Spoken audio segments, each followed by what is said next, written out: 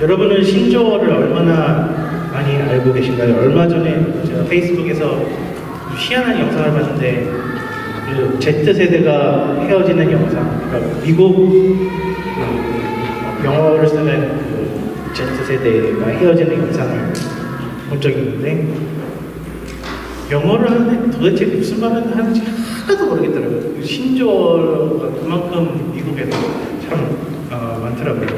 근데 신조어라는 게 참 독특한 현상이죠.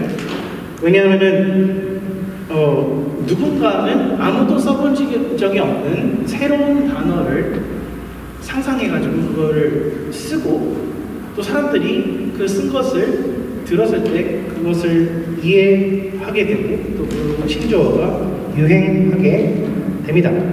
어떻게 사람들은 새로운 단어를 창조해서 쓸 수 있으며 또 다른 사람들은 모르는 단어를 들었을 때 곧바로 이해할 수 있는 것일까요?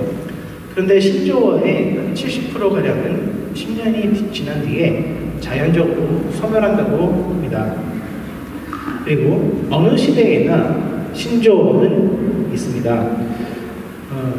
제가 궁금해서 1960년대에 신조어가 무엇이 있는지 조사해 봤습니다. 신조어 혹은 유행어, 센스가 떨어져서 이해가 느린 사람을 형광등이라고 하는데 이게 60년대부터 이제 유행했던 단어라고 합니다. 또 기억에 남는 것 중 하나가 데모크라시라는 유행어입니다. 얼굴이 좀 민주적으로 제멋대로 생겼다는 의미의 단어라고 하면 데모크라시.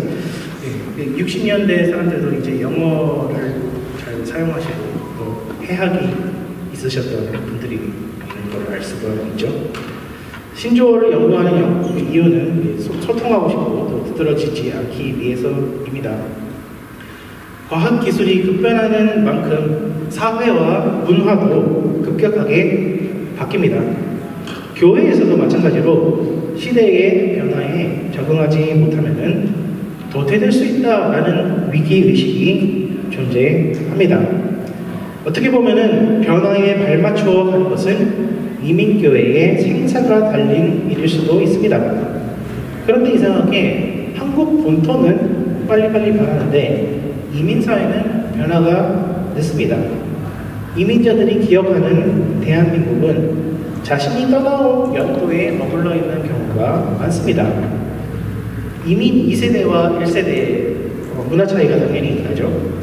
그런데 이 문화 차이를 극복하지 못하면 교회가 분열되어서 2세대들이 나간다고 합니다. 캘리포니아에서는 심지어 3세대 교회, 4세대 교회도 따로 있다고 합니다. 이런 상황 가운데서 오늘 에스라 본문은 우리의 귀를 솔깃하게 하는 말씀을 제공합니다. 35절 한번 보시면요. 사로잡혔던 자의 자손, 곧 이방에서 돌아온 자들이 이스라엘의 하나님께 번제를 드렸는데 이스라엘 전체를 위한 수송아지가 12마리로 되어 있습니다. 이제 12이라는 숫자가 온 이스라엘, 한 사람도 빠짐없이 다 포함한다는 그 의미를 얘기한 적이 있죠. 오늘 주목할 단어는 바로 이 자손이라는 단어입니다.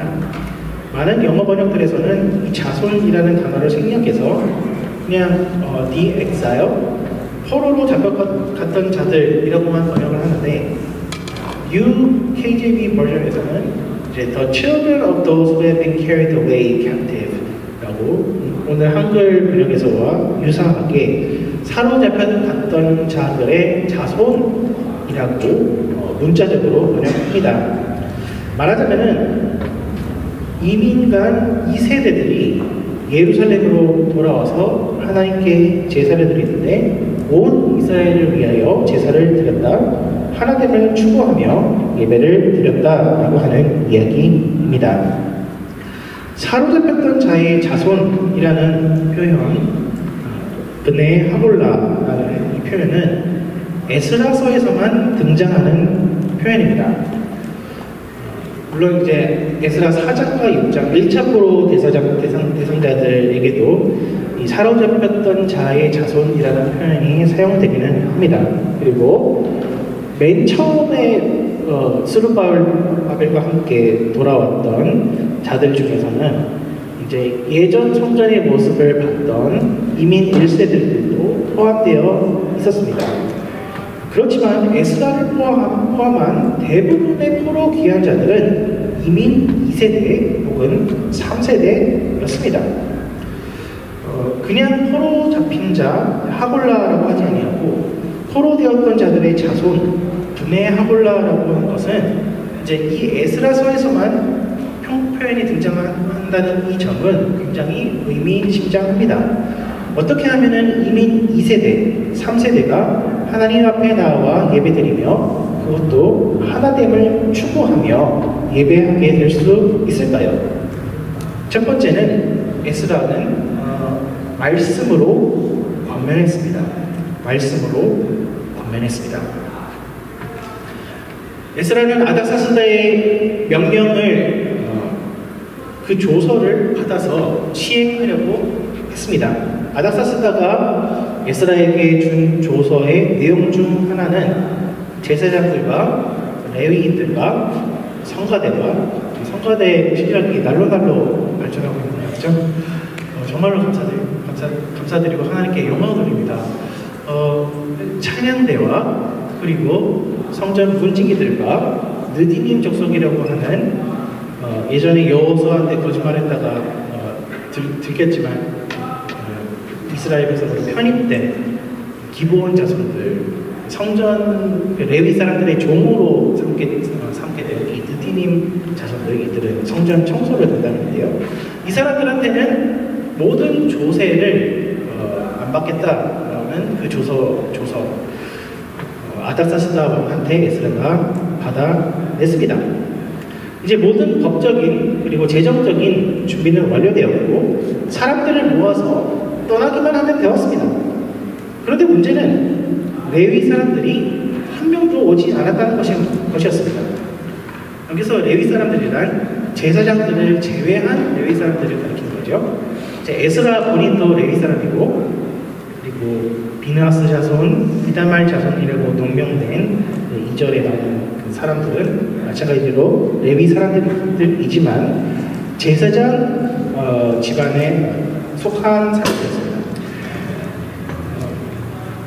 보통 레위 사람이라고 하면은 그래서 제사장들을 제외한 레위 지파 사람들을 가리키는데 이 레위 사람들이 보통 하는 일이 성막 기부들을 운반하는 것이었습니다. 성막이라고 하면은 건물을 뜻합니까? 텐트를 뜻합니까? 성전이 아니라 성막입니다. 그러면은 텐트를 뜻하는 거겠죠? 하나님은 왜 성막을 먼저 지으라고 하셨을까요?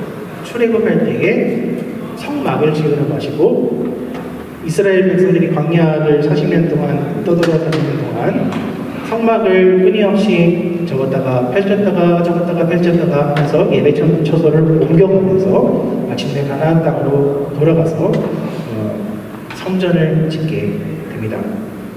근데 텐트를 접고 펴고 하려면은 도와주는 사람들이 필요하겠죠. 만약에 제사드리는 제사장들만 이 일들을 감당했다고 한다면은 또 인원이 부족해서 그 무거운 짐을 드는데도 조금 힘겨웠겠지만 제사장들이 굉장히 힘들었을 것입니다. 근데 하나님은 레위 사람들이라는 이 족속들을 예비해 놓으셔서 이 일들을 감당하게 하셨습니다. 문제는 성막이 아니라 성전을 짓지요. 다윗이 언약궤를 예루살렘으로 옮겨오면서 하나님께 성전을 지어드리고 싶어하는 그런 결심이 생깁니다. 물론 하나님은 다윗한테 너는 피를 많이 흘렸으니까 너가 짓지 말고 너의 아들 솔로몬이 성전을 짓게 될 것이다 라고 말씀을 하셨습니다. 그러나 어쨌든 더 이상 성막이 아니라 성전 안에서 예배를 드리게 될 것인데 그러면 이 텐트를 접고 펴고 하는 이 레위인들의 업무가 사라지는 거예요. 순식간에 이 레위인들은 실직자가 되는 겁니다. 그때 다윗이 어떻게 했느냐? 바로 레위 사람들에게 찬양하는 업무를 주었습니다. 성가대를 하십시오. 하나님을 찬양하는 것이 이제부터 여러분의 일이 될 것입니다. 말하자면 레위인들은 국립합창단원이었던 것이죠. 그런데 이 레위인들의 또 하나의 특징은 다른 지파 사람들의 11조로 생활한다는 것이었습니다. 따로 영토를 지정해 주지 않고 도시들을 몇 개를 지정받기는 하지만 거기서 소소하게 농작물을 지을 수는 있겠지만 레위인들의 메인 수입은 다른 지파 사람들의 11조를 통해서만 나오도록 되어 있었습니다. 에스라가 열심히 애써서 아닥사스다 왕한테 이스라엘의 이러한 제도, 율법 제도를 다 설명했어요. 레위 사람들은요, 성가되고요, 그리고 문지기도 해야 되고요, 그리고 느디민 사람들은 이 레위 사람들을 돕는 사람이고요, 이 사람들은 재정적으로 든든하게 지원해 줘야 됩니다. 이거를 꼭 조세 면제를 해주셔야 됩니다. 다 해놨는데 레위 사람들이 한 명도 안 왔어요. 한 명도 안 왔어요. 여러분 같으면은 다시 레위인의 생활을 하시고 싶으시겠어요? 레위인은 다른 사람들이 11조를 안 내면은 자기 수입도 같이 줄어드는 사람들입니다. 바벨론에서는 레위인의 그 역할을 하지 아니하고 그냥 자기 하는 그 사업 또는 자기가 다니는 직장이 버젓이 있습니다. 그 안정된 그 수입을 버리고 하나님께만 모든 것을 내어 맡기는 그 레위인의 생활, 이제는 안 해도 되는데 여러분이라면은 곧장 다시 선택하실 수 있겠습니까? 레위인들은 분명히 주저했습니다. 과연 우리가 이거를 다시 할 수 있을까? 잘 모르겠다. 잘 모르겠으니까 일단 패스하자라고 했습니다. 이 상황 속에서 만약에 여러분이 에스라였다면 어떻게 생각하셨겠습니까? 요즘 것들은 말이야 신앙이 너무 선물적이야 라고 하실 수도 있습니다.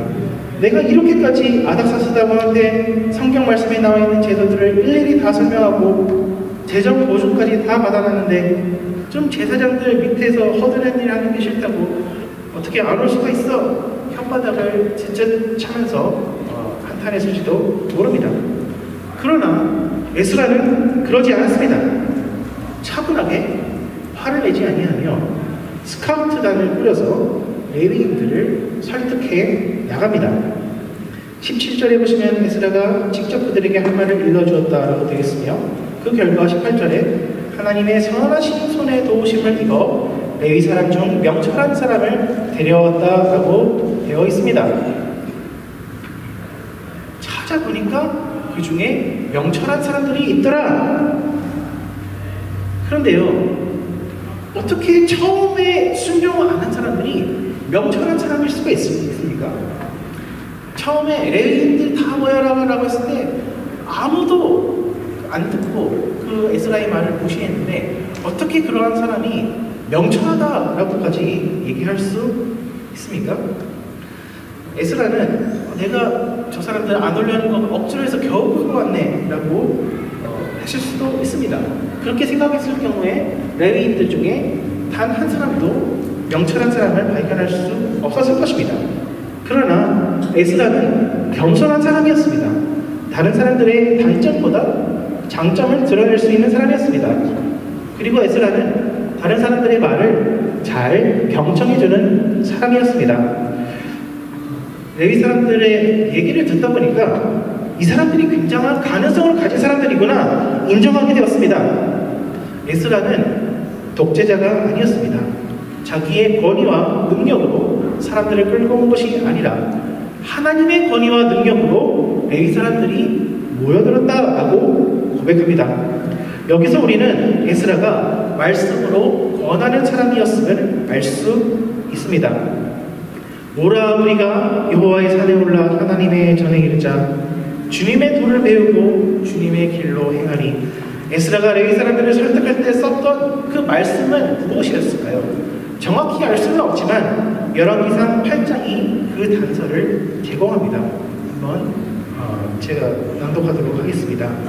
범죄하지 아니하는 사람이 없사오니 그들이 주께 범죄함으로 주께서 그들에게 진노하사 그들을 적국에게 넘기심에 적국이 그들을 사로잡아 원근을 막론하고 적국의 땅으로 끌어간 후에 그들이 사로잡혀간 땅에서 스스로 깨닫고 그 사로잡은 자의 땅에서 돌이켜 주께 간구하기를 우리가 범죄하여 반역을 행하며 악을 지었나이다 하며 자기를 사로잡아간 적국의 땅에서 온 마음과 온 뜻으로 주께 돌아와서 주께서 그들의 조상들에게 주신 땅 곧 주께서 택하신 성읍과 내가 주의 이름을 위하여 건축한 성전 있는 쪽을 향하여 주께 기도하거든 주는 계신 곳 하늘에서 그들의 기도와 간구를 들으시고 그들의 일을 돌아보시오며 주께 범죄한 백성을 용서하시며 주께 범한 그 모든 허물을 사하시고 그들을 사로잡아간 자 앞에서 그들로 불쌍히 여김을 얻게 하사 그 사람들로 그들을 불쌍히 여기게 하옵소서. 솔로몬 왕이 성전을 봉헌하고 하나님께 기도드릴 때에 예언적으로 한 말씀이 사람은 누구나 다 죄를 짓기 때문에 언젠간 이스라엘이 포로로 끌려가게 될 경우에 성전을 바라보고 죄를 회개하는 하나님께서 용서해 주시고 그 용서의 징표로서 이방 나라 건세자들의 표를 얻게 될 것이다 라는 그 예언의 말씀을 기록해 놓았습니다. 에스라는 꼰대가 아니었습니다. 신약시대의 타락한 서기관들과 달랐습니다. 구약 성경에도 이미 복음을 통한 용서의 약속이 주어졌습니다. 너희가 죄를 지어 포로로 끌려갈 때에 회개하면은 돌아오게 해주겠다라고 약속하십니다. 나는 잘했는데 너는 왜 못하니? 이것이 아니라 나도 죄인인데 회개하고 용서를 구하니까 하나님이 세상의 군왕들을 움직여 주시더라. 너희들도 죄인인데 너희들도 심판받아 마땅한 사람들인데 나처럼 용서받지 않겠니? 말씀으로 권면할 줄 알았습니다. 더 나아가서 너희들이 성전 일을 잘 도와주면은 그래서 예루살렘에서 여호와를 믿는 이 신앙이 더욱더 부흥하게 된다면은 더 많은 사람들이 하나님의 그 복음의 소식을 듣고 하나님께 나올 수 있지 않겠니? 같은 죄인의 입장에서 설득합니다. 그러자 이미 2세대와 3세대 레위 자손들이 에스라와 함께 길을 떠나기로 마음먹게 됩니다. 요한복음 3장 16절 하나님이 세상을 이처럼 사랑하사 독생자를 주셨으니 이는 그를 믿는 자마다 멸망하지 아니하고 영생을 얻게 하려 하십니다. 어떤 사람들이 멸망하지 않고 영생을 얻는다라고 되어 있나요? 믿는 자마다. 세대를 막론하고 누구든지 믿기만 하면 구원을 받습니다. 하나님만이 세대의 통합을 이루실 수 있습니다. 그리고 하나님의 살아 역사하시는 그 운동력 있는 말씀만이 성공적인 세대 교체를 이루게 합니다. 에스라는 자기의 의의를 내세우지 않았을 뿐 아니라 시대의 유행을 따라가야 한다라고 집착하지도 않았습니다. 바벨론 이민 목회를 하려면은 2세대 사람들에게 잘 맞춰줘야 된다라고 하지 않았습니다. 2세들의 마음문을 열게 하는 것은 결국 하나님이며 교회의 생명을 유지시켜 주는 것은 다름 아닌 복음의 말씀입니다.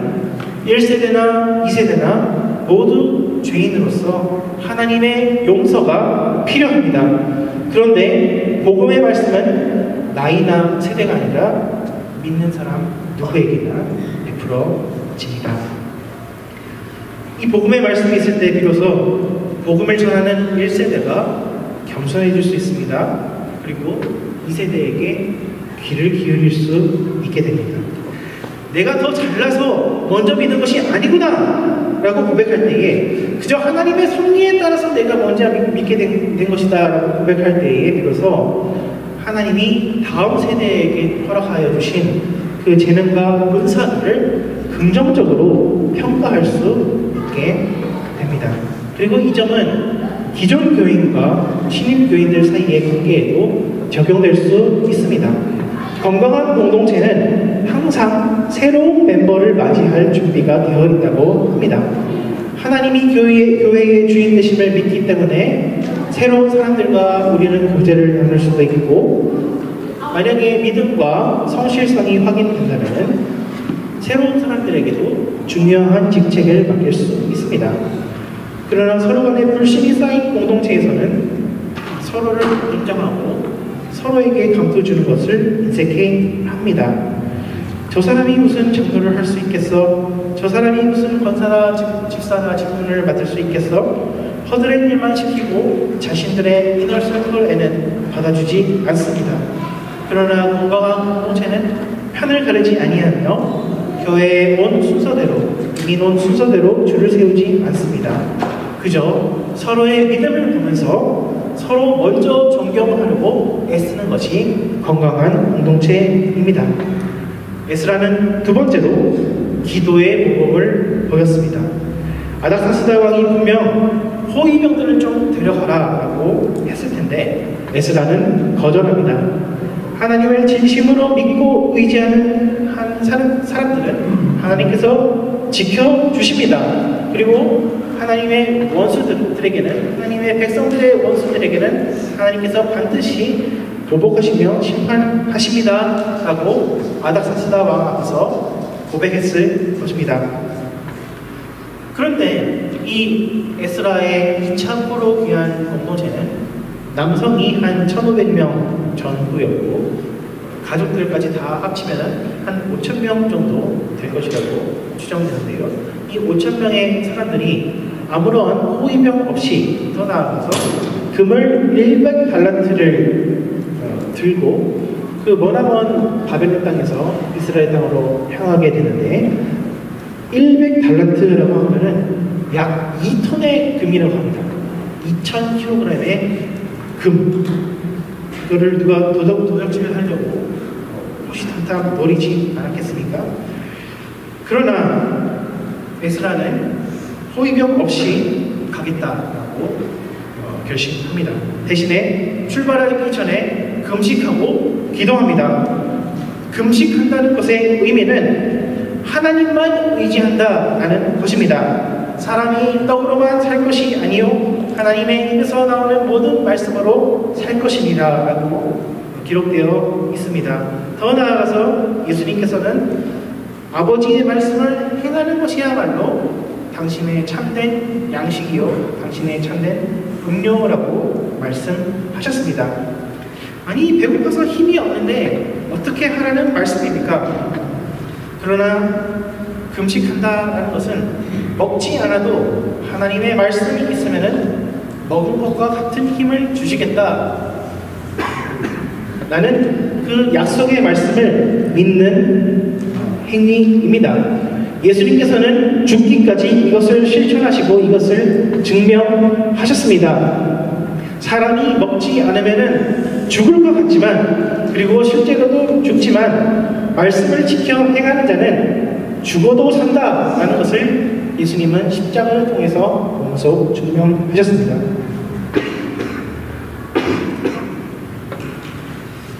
(21절에) 에스라는 금식을 선포하고 어린아이들과 모든 소유물들을 위해서 기도합니다.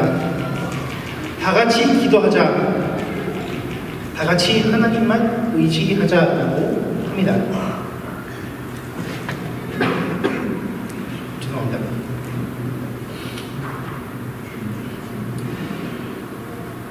에스라는 먼저 기도의 모범, 금식의 모범을 보이는 사람이었습니다. 예수님 당시의 서기관들과 같이 말로만 다른 사람들에게 율법 지키라고 시키고 손 하나 까딱하지 아니하는 가짜 서기관들 같지가 않았습니다. 엄마 꽃게가 애기 꽃게를 보고 참 답답해 했습니다. 애기 꽃게야, 너는 왜 자꾸 옆으로만 걷니? 좀 앞으로 좀 걸어봐 라고 했습니다. 그러자 아기 꽃게가 날아갑니다. 앞으로 걷는 법을 좀 보여주시면 제가 좀 걸어보겠습니다 하겠죠.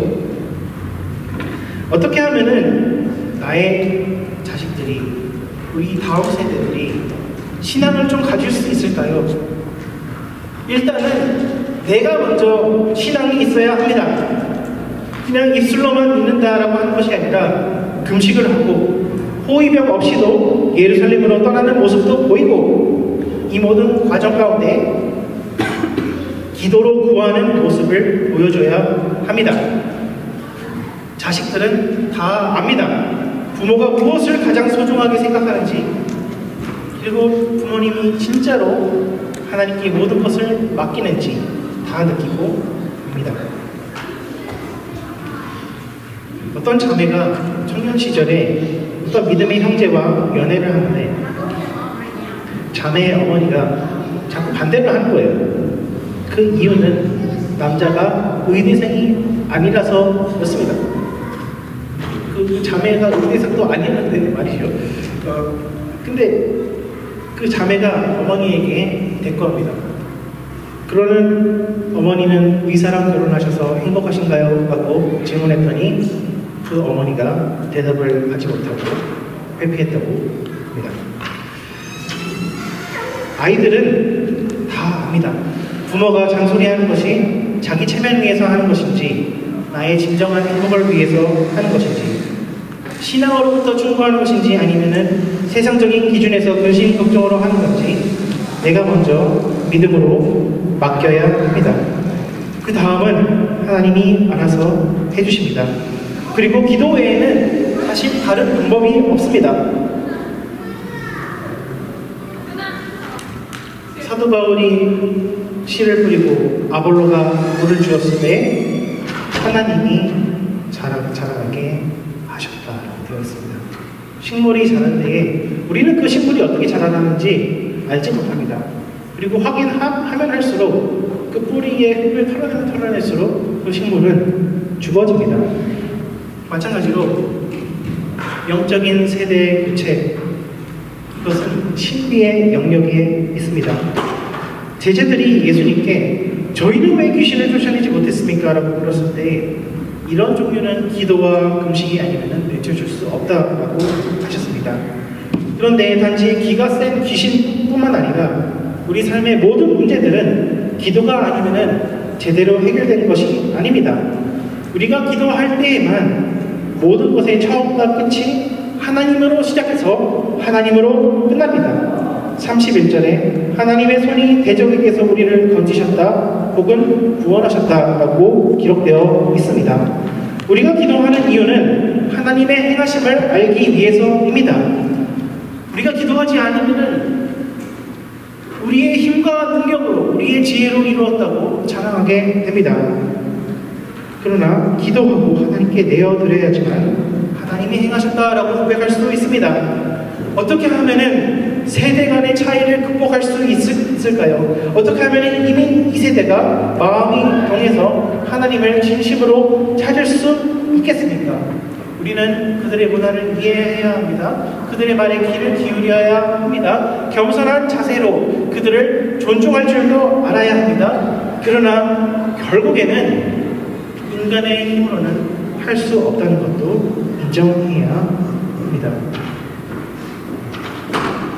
우리 성도님들이 젊으셨을 때에는 교회에 선배들이 많아가지고 막내 노릇을 하면서 열심히 신앙생활을 해왔는데, 이상하게 막내 역할이 아무리 몇십 년이 지나도 끝나지 않는다라는 것을 토로하시는 분들이 꽤 있으시더라고요. 좀 젊은 사람들이 교회를 채우고 다양한 연령대의 사람들이 교회를 좀 와줘야 되는데, 어떻게 하면은 이 사람들을 불러올 수 있겠습니까? 어떤 이벤트, 어떤 프로그램, 어떤 주일학교 사역, 어떤 건물 환경 시설을 준비해야지 사람들이 올 수 있겠습니까? 어떠한 찬양팀, 어떤 성가대, 어떠한 설교자와 설교 메시지가 있어야지 사람들이 올 수 있을까요? 이 일을 진행하기 위해서 1인당 얼마의 헌금이 필요할까요? 그러나 사람의 힘과 지혜로 이 모든 것들을 다 한다고 할지라도 하나님께서 금하신다면 우리는 그 어떠한 열매도 맺을 수 없을 것입니다. 그저 우리가 의지할 수 있는 것은 하나님의 말씀과 그 하나님을 의지하는 기도뿐입니다. 하나님을 신뢰함으로 우리의 모든 미래를 맡겨드릴 때에라야 사로잡혔던 자들의 자손들까지도 주님께 나와 예배할 수 있고 이전 세대와 다음 세대가 하나 될 수 있습니다. 기존 교인과 새로운 교인이 어우러질 수 있습니다. 시몬이 대답하여 이르되 선생님, 우리들이 밤이 새도록 수고하였을 때 잡은 것이 없지만은 말씀에 의지하여 내가 그물을 내리리이다 하고 그렇게 하니 고기를 잡은 것이 심히 많아 그물이 찢어지는지라. 베드로전서 1장 1절에서 사도 베드로는 우리 모두를 흩어져 있는 나그네 혹은 포로로 잡혀 귀양가 있는 이민자들로 소개합니다. 세상은 호락호락하지 아니하며 늘 급변합니다. 그러나 천지가 변해도 변하지 않는 것은 하나님의 구원의 약속입니다. 하나님의 말씀을 의지할 때에 우리 자신뿐만 아니라 우리의 자손도 축복해 주실 것입니다. 에스라와 사로잡혔던 자들의 자손들에게 함께 하셨던 하나님의 선하신 손이 우리에게도 임하시기를 축원합니다. 기도하겠습니다.